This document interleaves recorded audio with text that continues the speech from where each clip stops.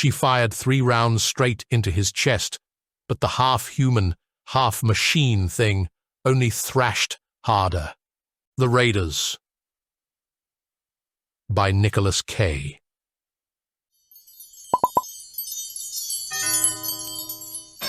The shadows of the towering ruins that loomed overhead blanketed the settlement called Ash City.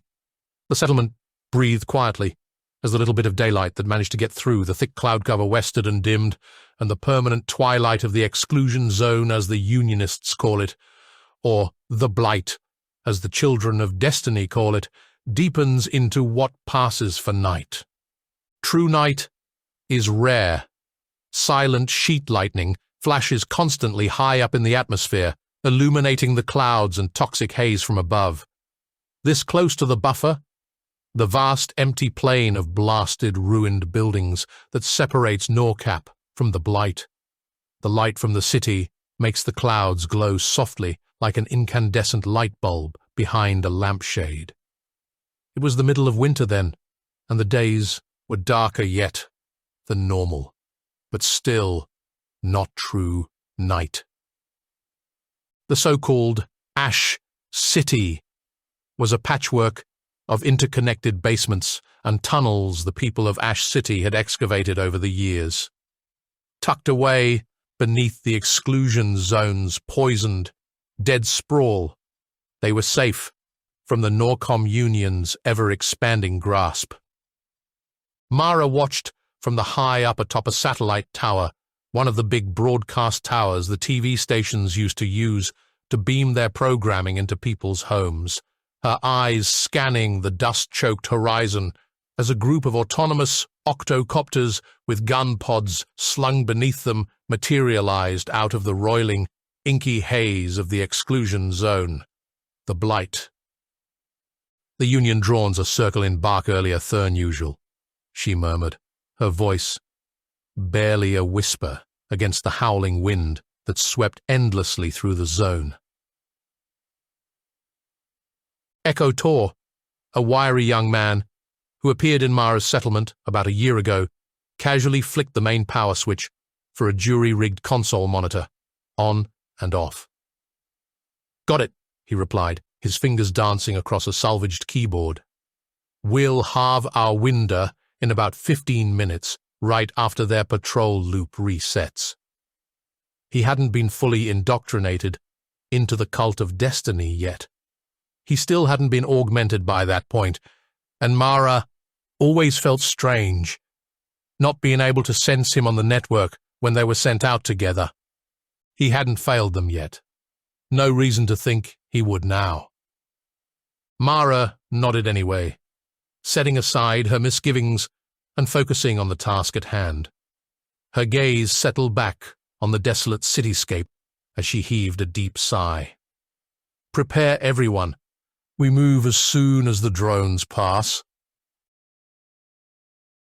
The settlement stirred below, a hive of activity as the word to prepare spread. Mara sent a message over the encrypted radio channels, a little something to motivate her people before the assault. "The Union scum will regret choosing this route," she calls out into her comm set. "Their iron fist will rust a little today." Each member of the group knew their role in the upcoming raid. They had practiced, planned, and prepared. Now all that was left was execution. They took their places hiding in the rubble, piled up alongside a broad road. The Union's recovery operations engineers had cleared a few days back, and waited. As the drones made their final pass, Echo tapped out a series of commands into his repurposed PubSec mobile command console.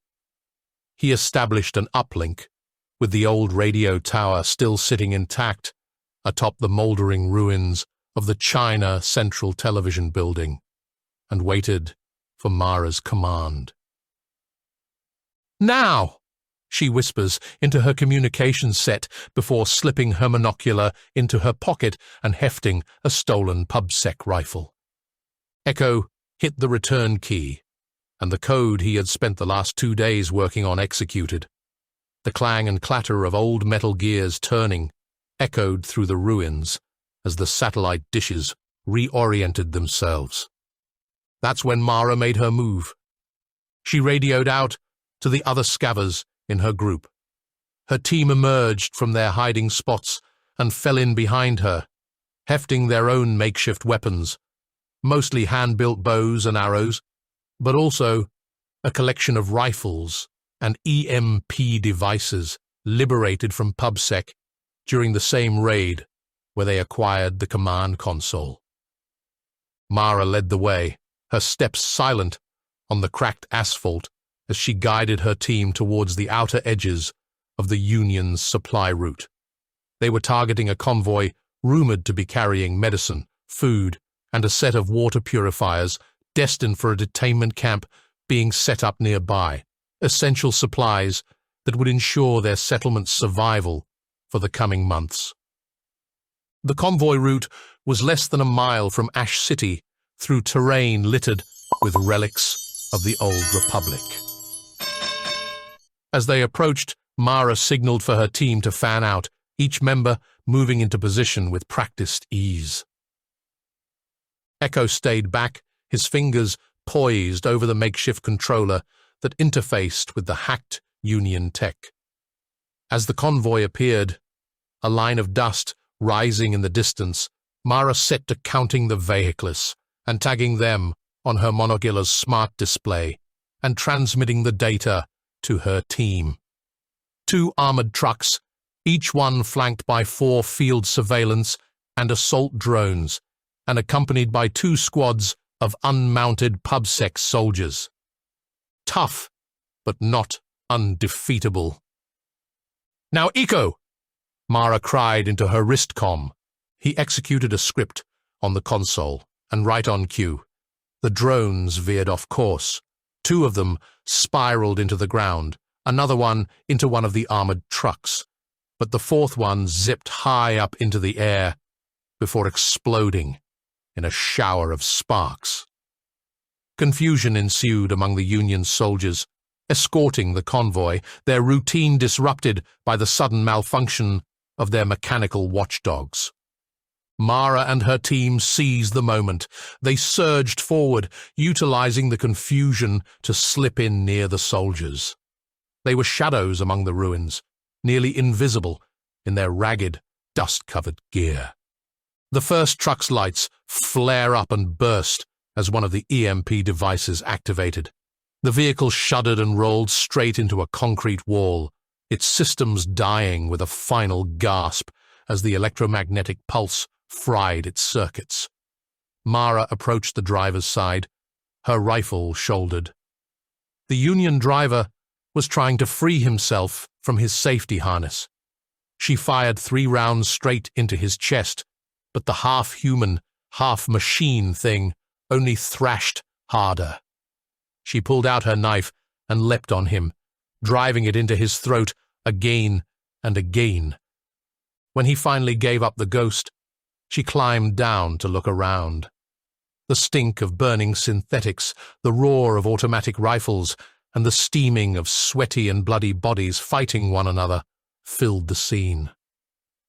The second truck was more of a challenge. It had managed to push forward despite the chaos, but not for long. Another team member, a large man known simply as Tank, used a homemade spike strip to puncture the truck's tires, bringing it to a grinding halt. The uninjured scavvers descended on the truck, pulling out the occupants and beating them to death with the butts of rifles. Before long, it was over, and her people were stripping the uniforms and any salvageable tech from the dead soldiers they could find, leaving the bodies where they fell. With both trucks secured and the drones still intact enough to start flipping about on the ground erratically, Mara's team worked quickly to transfer the goods to their carts. Every second counted. The Union would soon regain control or send reinforcements.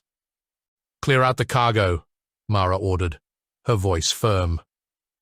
The rest of her team swarmed the truck like ants on a piece of meat, efficiently unloading boxes of food and crates of medicine. "Time to go!" Mara called out, her eyes sweeping the area for any sign of counterattack. Echo confirmed the drones were coming back online, their systems rebooting after his temporary override. They retreated with their haul, disappearing into the labyrinth of the exclusion zone's ruins as the first signs of the Union's recovery efforts roared to life behind them. The convoy was left stranded, a minor loss to the Union, but a significant victory for the scavengers of Ash City. Back in the safety of their settlement, Mara watched her people observe a moment of silence for their friends who had died to acquire these resources. They poured out shots of some mushroom whiskey, then set about distributing the supplies.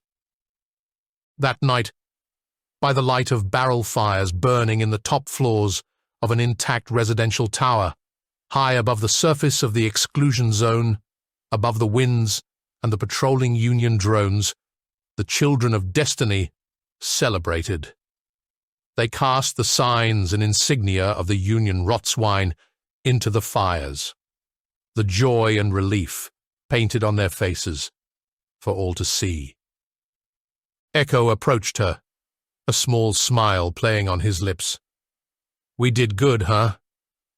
"We did," Mara agreed, clapping him on the shoulder. "Thanks to you and everyone else. Those Union Rotswine aren't going to forget this, though." She gestured vaguely towards where the convoy had been ambushed. "We have to prepare. Maybe it's time to recommend you for assimilation with destiny," Mara said to Echo, a hand clasping his shoulder. A smile spread over his face, and tears welled up in his eyes.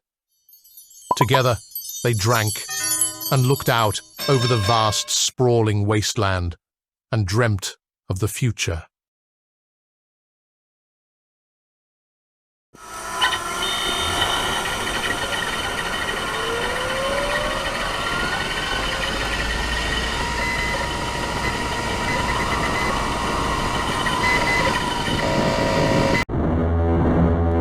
Public Security Division of Human Resources Public Service Announcement. Citizen attention is required.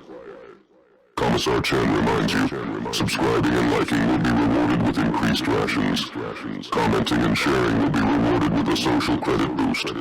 But failure to comply